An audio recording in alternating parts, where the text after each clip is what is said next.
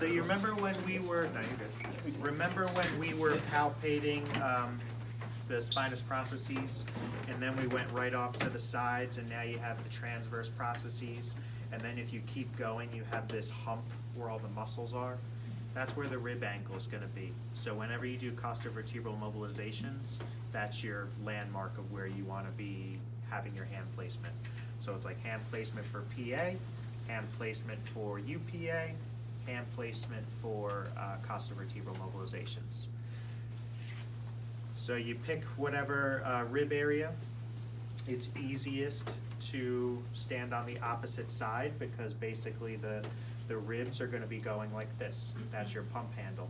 So my angle of pushing is going to be more lateral like that. Because if he's expanding up, I need to be able to promote that motion. So we just get on our rib angle, and you can just mobilize passively, you know, just mobilizing in that direction, or you can do it while breathing. So take a deep breath in, and that's when you would mobilize and relax. And then I don't mobilize when he's breathing out. Deep breath in. Why is that? Because it's promoting the inspiration. Oh, okay. Versus he has an expiration or exhalation problem. We're now going to be pushing the opposite. So if this is inhalation, this is going to be exhalation. So certainly you can switch sides if his problem's on the right, but just for the sake of standing here, his problem's now on the left. And so I'm going to be pushing, same spot, but I'll be pushing down and in. So I'll just change my angle, and then breath in, and then relax it back out. It's more of like an oscillation, it's not a set grade. You can choose to do grades, yes. And there's always different ways of modifying this. So that's the general technique, right? You push on the rib angle up and out, push on the rib angle down and in. You could promote it with breathing. You can, if you want to be more specific, maybe it's just one particular rib. You take one hand, get on one particular, or just block the vertebrae, because the rib is attached to the vertebrae.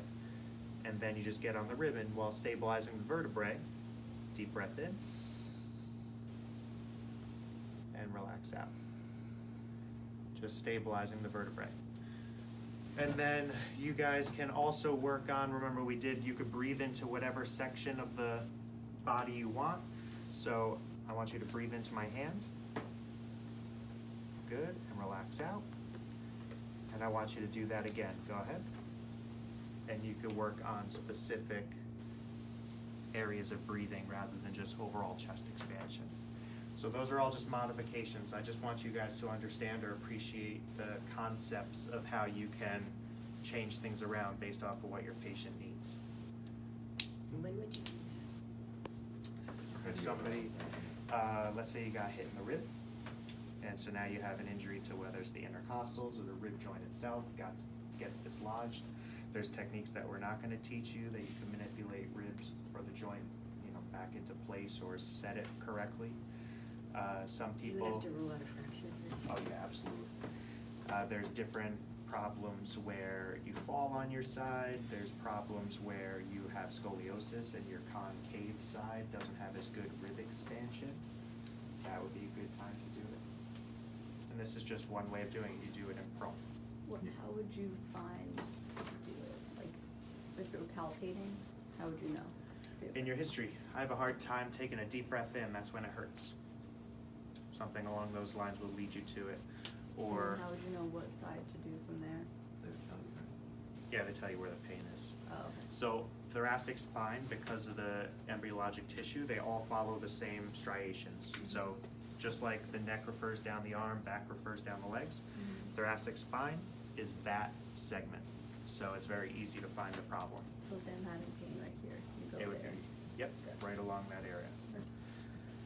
So any type of breathing issue, you'll have plenty of cardiopulmonary patients, breathing disorders, things like that, that also have a secondary orthopedic issue. People with ankylosing spondylitis, they have poor rib expansion, that's a key sign, so you do have to be careful with how aggressive your mobilizations, but you can still mobilize them. So these are all different things that if the spine or the ribs aren't expanding for breathing, you want to address it. Lay on your back with